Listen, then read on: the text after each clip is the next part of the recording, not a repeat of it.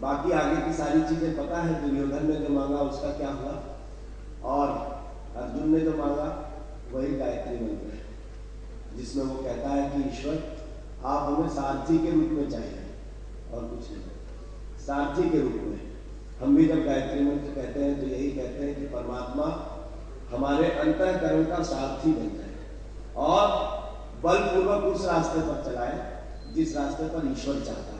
भगवान ने ऐसा ही अर्जुन को चलाया था। आइए इसी भाव के साथ ईश्वर से प्रार्थना, ईश्वर हम सबके अंतःकरण का सारथी बने और बलपूर्वक नेक रास्ते पर चलाए। हम सभी एक साथ गायत्री मंत्र बोलें।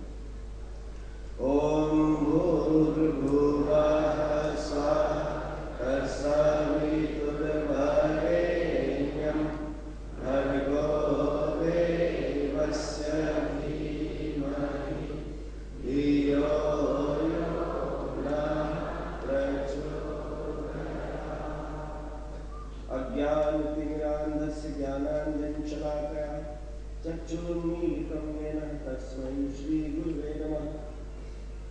परम पूज्य गुरुदेव, वंदनीय माता दी, मंच पर उपस्थित हमारे अग्रज आदरणीय श्री केदार प्रसाद दुबे जी, श्री रामदास तिवारी जी भाई साहब, बीडी पांडे जी, मनीष भाई, और हमारे समस्त बिहार से पधारे और बिहार के अलावा देश के कुछ और प्रांतों से भी पधारे हमारे युवा भाई बहनों, हमारे वरिष्ठ कार्यकर्ताओं।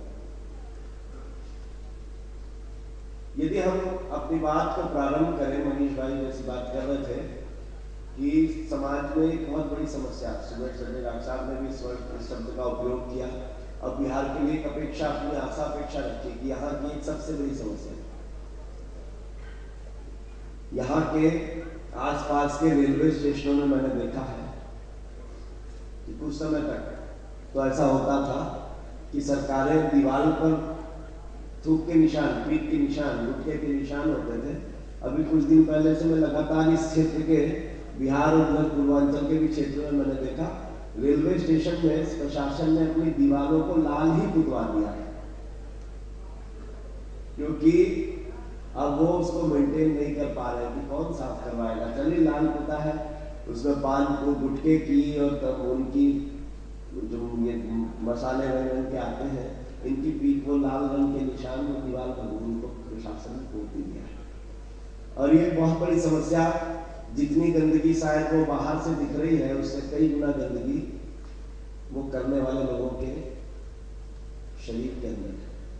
और उसी बात को लेकर के उसका एक पॉजिटिव पक्ष, उसका एक वो धनात्मक पक्ष लेकर के हम आपके सामने खड़े हैं कि हम लोगों के बीच में जाए। खास करके आपसे जो बात हो रही है इसको दो पक्ष में देखिएगा। आपसे ये विषय की बात हो रही है, हमें पता है कि आप कार्यकर्ता हैं, सारे युवा भाई हैं, मगर यहाँ से जाने के बाद इसके लिए भी आप संकल्पित होंगे। स्कूल कॉलेजेस में बच्चों को, युवाओं को आप कृष्ण भक्ति के संदेश अंदाज से तरीके से आपसे बताते हैं कुछ बातें, कुछ आंकड़े, कुछ आवश्यकता है, इसको करने की जरूरत क्या है, इस विषय से आपको मिलेंगे। हमारा अभियान है व्यसन से बचाओ, सृजन में लगाओ। और यहाँ इतने लोग बैठे हैं और हम यदि आपसे ये कहें कि कल के व्यसन मुक्त संसार में आपका स्वागत है, एक पॉजिटिव, एक धनात्मक सोच रखने वाले व्यक्ति की तरफ से बात कही जा सकती है कि कल के व्यसन मुक्त संसार में आपका स्वागत है। कल का आने वाला समय, आने वाला युग नशा मुक्त होगा, इसकी आशा लेकर के हम लोग इस बात को रख रहे हैं। बस का एक पक्ष और है, इसका वो दूसरा पक्ष जानते हैं क्या है कि प्रत्येक दिन, हर दिन, आज भी, कल भी, परसों भी और आने वाले हर दिन WHO कहता है, WHO कहता है कि हर एक दिन विश्व से 10,000 लोग मरते हैं। साहब 10,000, इतने करोड़ों की आबादी है, 10,000 मरते तो कई है, मगर ये जो 10,000 है, ये वो 10,000 जिसमें बड़ी संख्या युवाओं की और बच्चों की, महिलाओं की है, जो नशे की वजह से लोग मर जाते हैं। नशे से होने वाले बीमारियों, कैंसर और उससे जुड़ी हुई बीमारियों की वजह से मर जाते हैं। अब वही लाइफ में धनात्मक पक्ष रख रही थी, अब उसका मायना तो ये लगता है कि साहब मुझे रोज ऐसे गिन करके 10-10 हजार लोग भरते जाएंगे तो एक दिन तो नशा करने वाला बचेगा नहीं। एक बहुत अच्छी बात अभी सुबह आकर भी भाई साहब द्विवेदी भाई साहब बता रहे थे, हम लोगों ने पहले भी उनके मुंह से सुनी है। एक व्यक्ति हुए, उन्होंने भारत के राष्ट्रपति को एक चिट्ठी लिखी, भारत के राष्ट्रपति को, और उस चिट्ठी में उन्होंने बहुत अच्छी बात लिखी। उन्होंने कहा कि साहब वो किस परिप्रेक्ष्य में लिखी थी कि कुछ राज्य सरकारों ने नशे मतलब शराब के लिए कुछ कुछ हद तक छूट देंगे। जैसे कि हाल में उत्तराखंड शासन ने एक नियम बनाया है कि शराब के लिए उसको कुटीर उद्योगों में शामिल कर दिया जाए कि कोई आदमी यदि उद्योग चलाना चाहता है तो वो थोड़ी सी शराब का प्रोडक्शन कर ले तो वो उद्योग है, और उसको परचून की दुकान पर बेचा जा सकता है। कुछ देशों में वहां जैसे नेपाल आप जाएंगे तो आपको मिलेगा, आप किराने की दुकान पर जाएंगे तो शराब की बोतल मिल जाए। ऐसा ही कुछ हमारे भारत की सरकार या हमारे देश की राज्य सरकारें ऐसा कुछ करने का सोच रही होगी, तो उन्होंने इसको कुटीर उद्योग, ऐसे ही कई राज्यों में इस तरीके के काम किए हैं जहां वो कहते हैं कि साहब एक आदिवासी कम से कम 5 बोतल शराब तो रोज बना ही सकता है, बना के बेच सकता है, पी सकता है। और ऐसे कई कानून आए और इन कानूनों से खिन्न होकर के एक काम किया गया। एक सोचने वाला समझने वाला व्यक्ति, उसने भारत के राष्ट्रपति को एक चिट्ठी लिखी और उस चिट्ठी में लिखा उस व्यक्ति ने कि हाँ भाई, आपसे एक प्रार्थना है कि आप जगह जगह देश में शराब के प्याऊ लगाओ।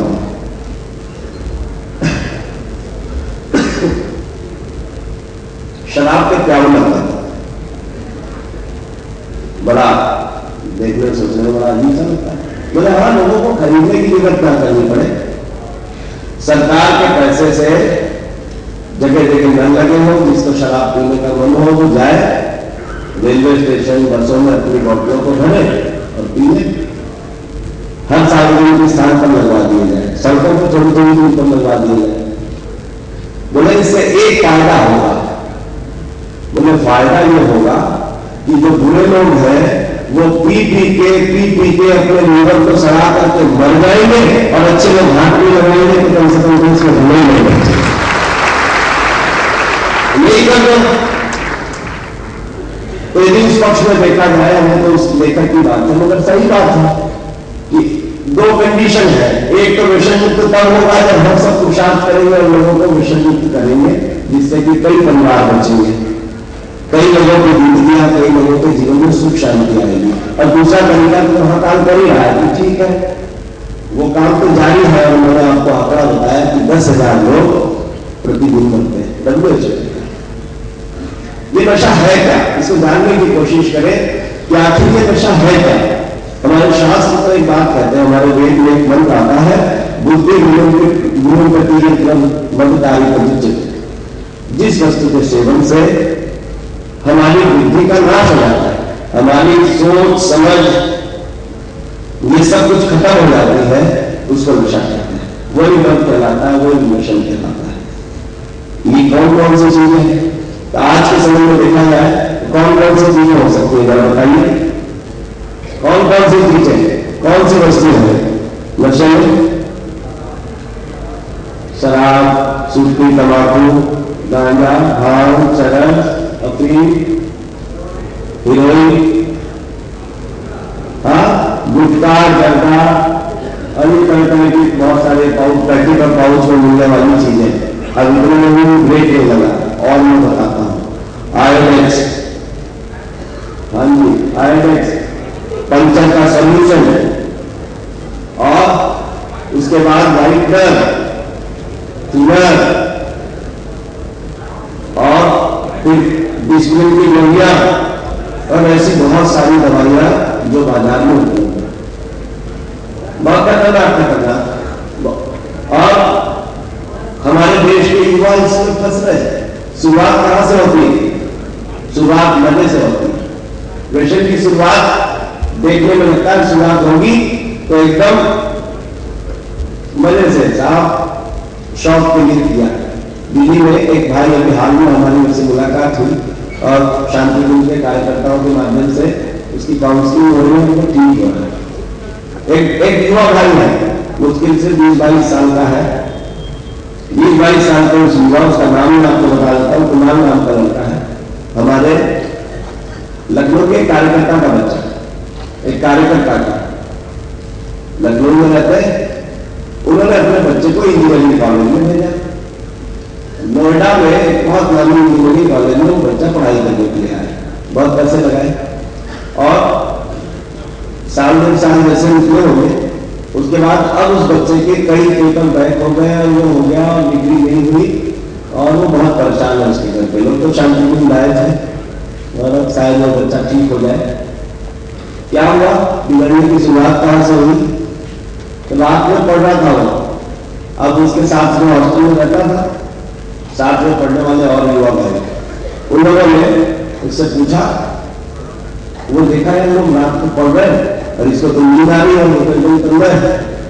उसने पूछा, तुम्हारे रात की लाइट, तुम्हारे कमरे की लाइट जल रही थी रात में, तुम रात में पढ़ रहे हो? बोला ऐसे कैसे? बोले मेरे पास एक बहुत जोरदार गोली, ये दवाई खा लेते हैं उससे नींद नहीं आती, तो यदि तुम बोलो तो तुमको चाहिए तो दे देते हैं। उसने कहा ये तो बहुत बढ़िया है, एग्जाम टाइम के लिए गोली तो बहुत अच्छी दी। तो उसने वो गोली खाई, उसको भी रात को नींद नहीं है, रात भर उसने पढ़ाई की होगी, एग्जाम दिया नहीं दिया भगवान मालूम है कैसा क्या, मगर रात भर में जागा, उसको लगा है यार ये तो बहुत अच्छा हुआ, रात भर नींद नहीं आई। अगले दिन पूछ लिया किसी दोस्त ने कि वो गोली चाहिए क्या? तो पहले दिन तो फ्री में दी थी, उन्हें हाँ चाहिए तो इकट्ठे ले ले, कितने की पड़ेगी? मुंबई 30-40 रुपए की गोली है, ठीक है।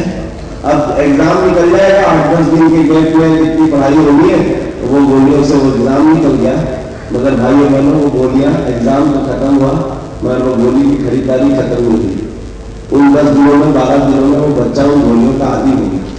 अब वो गोलियां वो ड्रग्स की गोलियां थी, ड्रग्स था, और अब उसको खाने लगा तो वो नशा की हालत, वो एकदम उसी मत में बैठा है, वैसे ही है।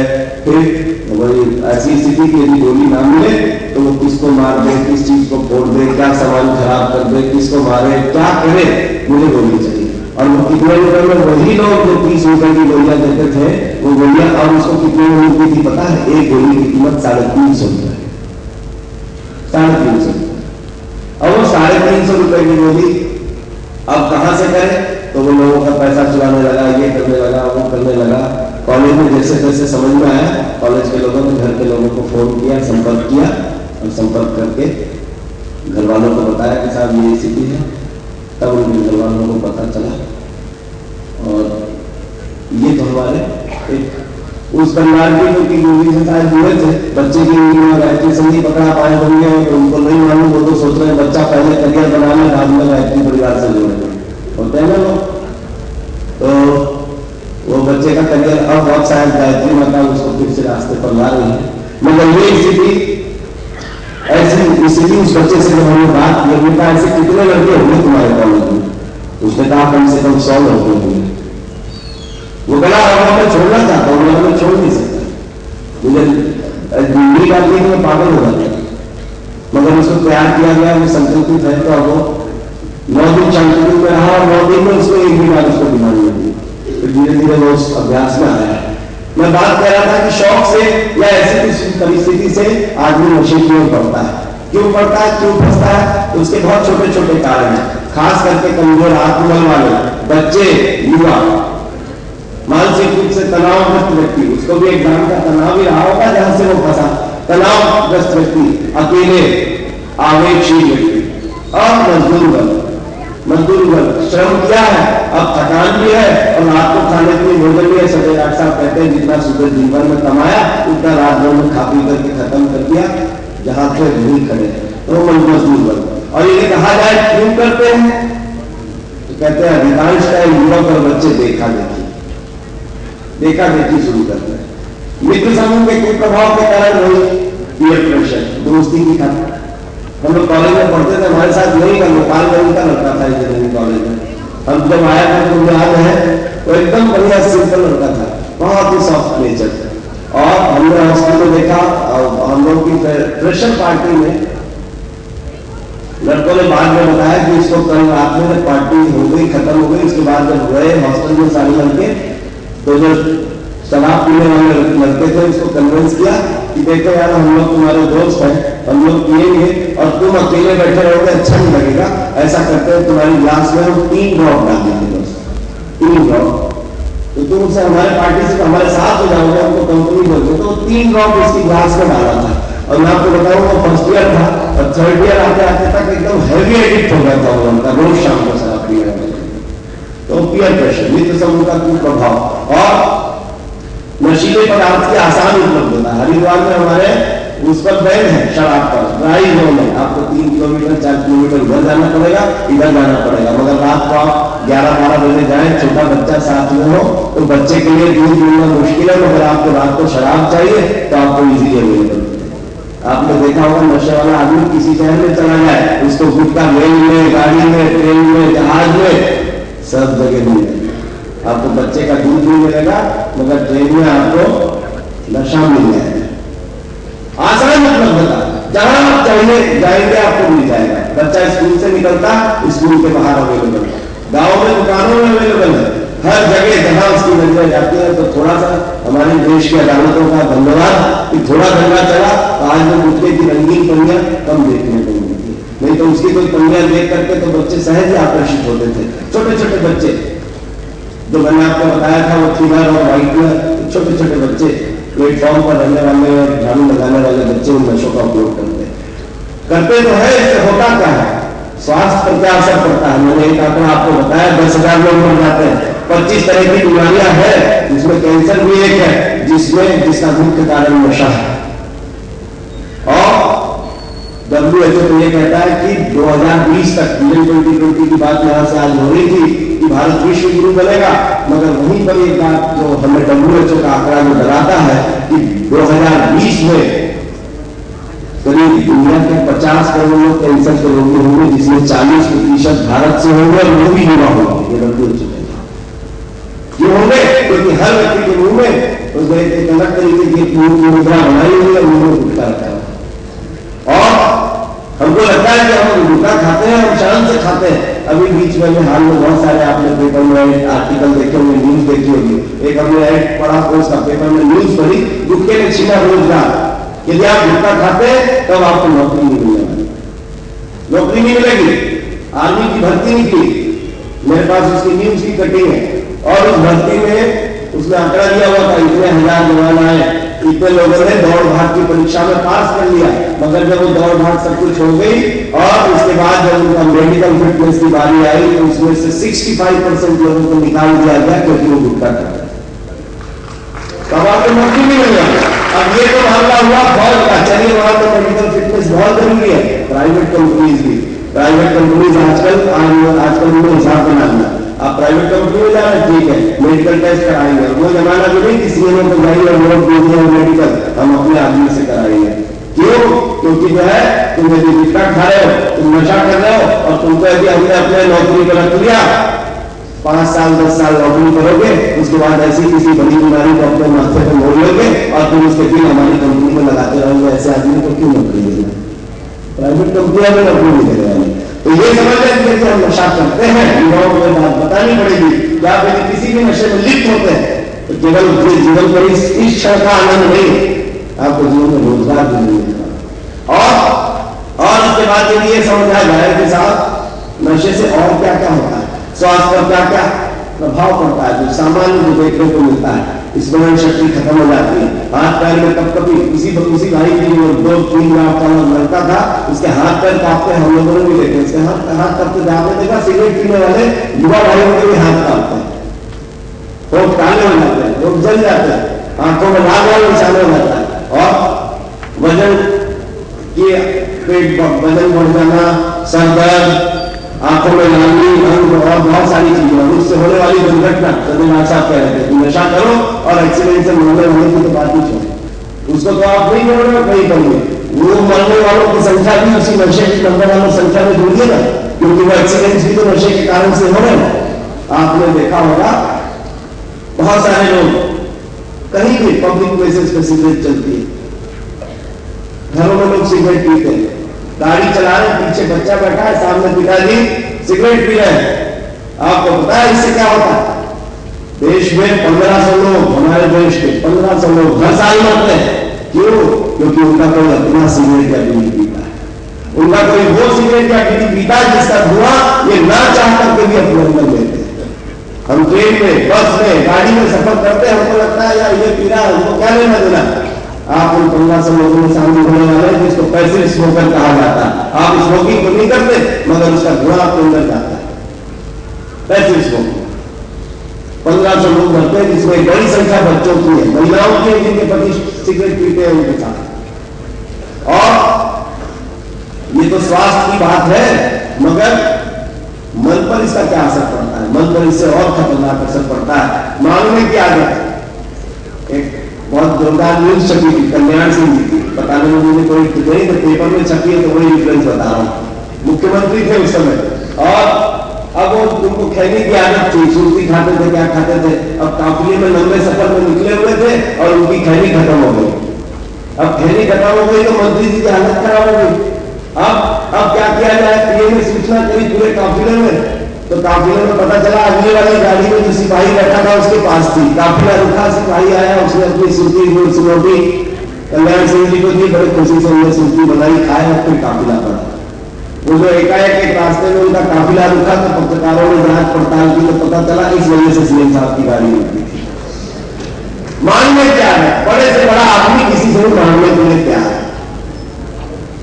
फिर तो जो है फिर पशु, अभी ये तो छोटी सी बात है। फिर नशे की आदत जब धीरे धीरे वो लत बन जाती है तो पशुतुल्य जीवन, आसमानी गतिविधियों में आपका अपने आप इन्वॉल्वमेंट होने लगता है, वैसे लोगों से मिलना जुलना, और वो झूठी शान से वो नशा नाश तक चला जाता है। यही दो शब्द है, शान, नशा और नाश। शान से शुरू होता है और नाश तक जाता है और आपकी सही बात पर लोगों को विश्वास करना बंद कर देते हैं। आपको लोग बुलाना, सामाजिक कार्यों को बुलाना बंद कर देते हैं, आपका सहयोग बंद कर देते हैं और आपके अंदर आत्महीनता आ जाती है क्योंकि आप नशा करते हैं। बहुत सारे लोगों में ऐसी स्थिति के साथ मन की स्थिति तो ऐसी हो जाती है, पशुतुल्य हो जाती है, लोग सड़कों पर पड़े होते हैं। बहुत सारे आदमी बैठे होंगे, शराब पी करके सड़कों पर पड़े हुए, जमीन पर गले हुए, कोई होश नहीं है। जानवर आकर के उनके पास बैठ रहा है, काट रहा है, मतलब अच्छे घर का व्यक्ति है मगर शराब के नशे में है। हाँ,